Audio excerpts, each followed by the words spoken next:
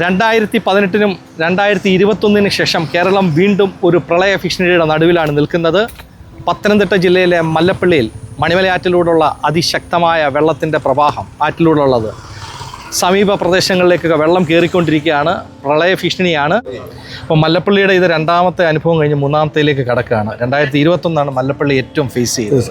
അപ്പോൾ അതിവേഗമാണല്ലോ ഇപ്പം വെള്ളം വരുന്നത്. എങ്ങനെയുണ്ട് ഇപ്പം ഈ മല്ലപ്പള്ളി ഇതാണ്ട് സ്റ്റാൻഡിലേക്കെല്ലാം വെള്ളം ഇരച്ചു കയറുകയാണ്. നിങ്ങളുടെ രക്ഷാപ്രവർത്തനമൊക്കെ എങ്ങനെയാണ്? നമ്മൾ ഇന്ന് വെളുപ്പിനെ 3 മണി തൊട്ട് നമുക്ക് മല്ലപ്പള്ളി ആനക്കുഴി ഭാഗത്ത് നിന്ന് ധാരാളമായിട്ടുള്ള കോളുകൾ വരികയാണ്.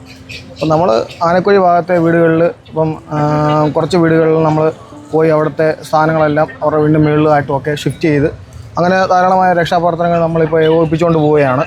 അതുപോലെ തന്നെ ആശുപത്രിപ്പടി ഭാഗത്ത് മരോട്ടുമുട്ടിപ്പടി അങ്ങനത്തെ ഭാഗത്ത് എല്ലാ വീടുകളിലെയും നമ്മളെ സഹായം അഭ്യർത്ഥിച്ച എല്ലാ വീടുകളിലേക്കും നമ്മൾ ചെന്ന് അവരെ ആവശ്യമായ സഹായങ്ങളെല്ലാം CPM മല്ലപ്പള്ളി വെസ്റ്റ് ലോക്കൽ കമ്മിറ്റിയുടെയും DYFI മല്ലപ്പള്ളി വെസ്റ്റ് മേഖലാ കമ്മിറ്റിയുടെ നേതൃത്വത്തിൽ ആ സഹായമെല്ലാം കൃത്യമായിട്ട് തന്നെ നമ്മൾ ചെയ്തു കൊടുത്തിട്ടുണ്ട്. എങ്ങനെയൊക്കെ സഹായിക്കാമോ അവരെ പറ്റുന്ന രീതിയിൽ നമ്മളെ സഹായിക്കുന്നുണ്ട്. പക്ഷേ ഈ സ്റ്റാൻഡിലൊക്കെ തന്നെ ആണെങ്കിലും ഇപ്പം കടകളിലെ ആണെങ്കിലും ഒക്കെ തന്നെ അവർ നമ്മൾ അഭ്യർത്ഥിച്ച പോലെ തന്നെ ധാരാളം സഹായങ്ങൾ ഇപ്പം ബോണറോബയിലായാലും ഉള്ള തുണിക്കടകളിലായാലും അവരുടെ ഗ്രൗണ്ടിൽ ലെവലിൽ വെള്ളം കയറിയപ്പോൾ അവിടുത്തെ സാധനങ്ങളെല്ലാം ഷിഫ്റ്റ് ചെയ്യാൻ വേണ്ടി നമ്മൾ ധാരാളം അവരെല്ലാം സഹായിക്കുന്ന ഒരു സ്ഥിതി ഉണ്ടായിട്ടുണ്ട്. ഇപ്പം ഈ രോഗികളായിട്ടുള്ള ഒരു വീടുകളിലൊക്കെ ചിലപ്പോൾ അങ്ങനത്തെ ഇൻഫർമേഷൻസ് ഒക്കെ വന്നിട്ടുണ്ടോ അവരെ മാറ്റാനായിട്ടോ? നിലവിൽ ഇതുവരെ വന്നിട്ടില്ല. എങ്ങനെയുണ്ട്? വെള്ളമോ അങ്ങനെ എന്തെങ്കിലും ഉണ്ടോ? വെള്ള സെറ്റപ്പ് ഒക്കെ നമുക്ക് ആശുപത്രിപ്പടി കേന്ദ്രീകരിച്ചുണ്ട്. ഏത് നമ്പറിൽ വിളിക്കണം നിങ്ങളെ ഒന്ന് പെട്ടെന്ന് കോൺടാക്ട്? ലോക്കൽ സെക്രട്ടറി ഉണ്ട്, എൻ്റെ നമ്പറുണ്ട്, സെക്രട്ടറി. നമ്മൾ സജീവമായിട്ട് രാവിലെ വെളുപ്പിനെ മുതൽ തന്നെ ഈ രക്ഷാപ്രവർത്തനവുമായിട്ട് ബന്ധപ്പെട്ട് നമ്മൾ രംഗത്തുണ്ട്. അപ്പോൾ ഏത് നമ്പർ ഒന്ന് പറയാമോ വിളിക്കാനായിട്ട്?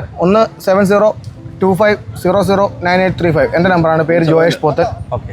294007847760 മോൺസിവറീസ് നമ്പർ വിളിക്കാം.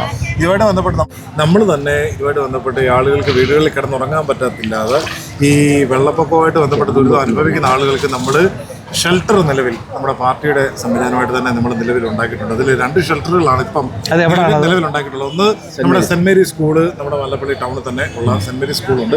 അതുപോലെ ആരംഭിളിക്ക സ്കൂളും നമ്മൾ ഇതുമായിട്ട് ബന്ധപ്പെട്ട് ഈ ഒരു സംവിധാനമായിട്ട് ബന്ധപ്പെട്ട് ആളുകൾക്ക് ഒന്ന് കിടന്നുറങ്ങാൻ, അന്തി ഉറങ്ങാൻ, അതായത് അവരുടെ അവശ്യ വസ്തുക്കൾ മുഴുവൻ നമ്മൾ സേഫാക്കി വെച്ചു കൊടുക്കുകയും ജീവൻ രക്ഷിക്കുന്നതിന് വേണ്ടി അവർക്ക് വൈകിട്ട് അന്തി ഉറങ്ങുന്നതിന് വേണ്ടി നമ്മൾ ഈ 2 സ്കൂളുകളും നിലവിൽ വെസ്റ്റ് ലോക്കൽ കമ്മിറ്റിയുടെ നേതൃത്വത്തിൽ നമ്മൾ ഈ ഒരു സജ്ജീകരണം നമ്മൾ നിലവിൽ ചെയ്തു. സിന്ധു സിസ്റ്ററെ, പഞ്ചായത്ത് വൈസ് പ്രസിഡന്റ് എന്ന നിലയിൽ നമ്മളിപ്പം കേരളം ഇപ്പം രണ്ടാമത്തെ ഒരു പ്രളയം കഴിഞ്ഞ് മൂന്നാമത്തെ ഫേസ് ചെയ്യുകയാണ്. അപ്പം പ്രത്യേകിച്ച് പത്തനംതിട്ട ജില്ലയിലെ മല്ലപ്പള്ളി താലൂക്കിൽ മണിമലയാറ് അതിശക്തമായിട്ടാണ് വെള്ളത്തിൻ്റെ വരവും കരപ്രദേശത്തേക്ക് അതൊക്കെ ഇപ്പം വെള്ളം കയറി തുടങ്ങി അതിശക്തമായിട്ട്. അപ്പം ഒരു പ്രളയത്തെ ഇപ്പം മല്ലപ്പള്ളി പട്ടണവും നേരിടുകയാണ്. ജനങ്ങൾക്ക് ആവശ്യമായിട്ടുള്ളൊരു സപ്പോർട്ട് എങ്ങനെയാണ് ഇപ്പം കൊടുക്കുന്നത് പഞ്ചായത്ത്? മല്ലപ്പള്ളി ഗ്രാമപഞ്ചായത്തിനെ സംബന്ധിച്ചിടത്തോളം ഈ പഞ്ചായത്തിൻ്റെ വിവിധ പ്രദേശങ്ങൾ, മല്ലപ്പള്ളി ഈസ്റ്റ് ആണെങ്കിലും വെസ്റ്റ് ആണെങ്കിലും ഭാഗത്ത് വെള്ളം കയറുന്ന ഒട്ടേറെ പ്രദേശങ്ങളുണ്ട്. പ്രധാനമായിട്ടും പറയുകയാണെന്നുണ്ടെങ്കിൽ മല്ലപ്പള്ളി ഗ്രാമപഞ്ചായത്തിൻ്റെ ഹൃദയഭാഗമായ മല്ലപ്പള്ളി ബസ് സ്റ്റാൻഡ് ഉൾപ്പെടുന്ന ഭാഗം ഇപ്പോൾ തീർത്തും വെള്ളത്താൽ മുങ്ങപ്പെട്ട് കിടക്കുകയാണ്. മിക്ക കടകളുടെയും 3/4 ഭാഗവും വെള്ളത്താൽ മുങ്ങപ്പെട്ട് കഴിഞ്ഞിരിക്കുന്നു. മല്ലപ്പള്ളി പഞ്ചായത്തിൻ്റെ 13-ാം വാർഡിലെ ആനക്കുഴി പ്രദേശം ആറ്റുതീരത്തോട് ചേർന്ന് ഒരു 15 കുടുംബങ്ങളോളം ഉണ്ട്. അവരെല്ലാം അക്ഷരാർത്ഥത്തിൽ കുടുങ്ങിക്കിടക്കുകയാണ്. പലർക്കും ആ വീടുകളിൽ നിന്നും നമുക്ക് ക്യാമ്പിലോട്ട് വരാനുള്ള ഒരു സാഹചര്യം പോലും ഇല്ല. പെട്ടെന്നുണ്ടായ ഒരു കാര്യമായതുകൊണ്ട് തന്നെ മുൻകരുതലുകളൊന്നും തന്നെ എടുക്കാൻ ആർക്കും തന്നെ സാധിച്ചിട്ടില്ല. ഇപ്പോൾ പഞ്ചായത്തിൻ്റെ ഭാഗത്തു നിന്നും എല്ലാവരെയും കൃത്യമായിട്ട് ദുരിതാശ്വാസ ക്യാമ്പുകളിൽ എത്തിച്ചിട്ടുണ്ട്. മല്ലപ്പള്ളി പഞ്ചായത്തിൽ Saint Mary's LP school, Keezhuvaipur vocational higher secondary school, CMS high school, ഗ്രാമപഞ്ചായത്തിൻ്റെ ആലമ്പുളിക്കൽ സ്കൂൾ, നെടുങ്ങാടപ്പള്ളി 1-ാം വാർഡിൽ ഒരു ദുരിതാശ്വാസ ക്യാമ്പുണ്ട്. ഇവിടെ എല്ലാം തന്നെ കൃത്യമായി മോണിറ്ററിങ് ചെയ്യുന്നുണ്ട്. ദുരിതാശ്വാസ ക്യാമ്പിൽ വന്നു ചേരുന്ന എല്ലാവർക്കും തന്നെ വേണ്ട സജ്ജീകരണങ്ങളെല്ലാം കൊടുക്കുന്നുണ്ട്.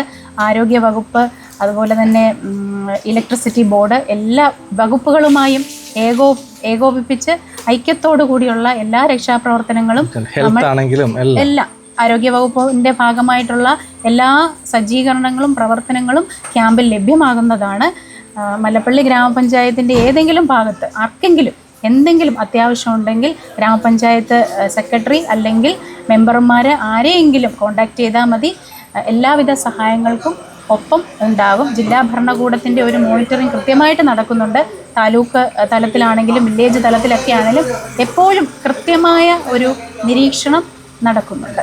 എല്ലാ ഈ പ്രവർത്തനങ്ങളും സജീവമായിട്ട് നടക്കട്ടെ. ഈ ഒരു പ്രതിസന്ധി നമുക്ക് ഒരുമിച്ച് നേരിട്ട് എത്രയും പെട്ടെന്ന് ഇതിനൊരു വെള്ളത്തിന്റെ വരവ് നിൽക്കട്ടെ എന്ന് ജഗദീശ്വരനോട് പ്രാർത്ഥിക്കുന്നു. ഈ പ്രളയം പെട്ടെന്നുള്ളൊരു ഇത് 2018 പോലത്തെ ഒരു പ്രളയമാണ് ഇപ്പം അതുപോലത്തെ ഒരു അതിശക്തമായിട്ടാണ് വെള്ളം ശക്തമായിട്ടാണ് ഇപ്പോഴും വെള്ളം വന്നുകൊണ്ടിരിക്കുന്നത്. എങ്ങനെയുണ്ട് പള്ളിയുടെ ആ മസ്ജിദിന്റെ ഒരു അവസ്ഥ എന്ന് പറയുന്നത് ഇപ്പം താഴത്തെ ഫ്ലോറിലേക്ക് വെള്ളം കയറുക ആണല്ലേ. 2018 ഇതുപോലെ ആയിരുന്നു.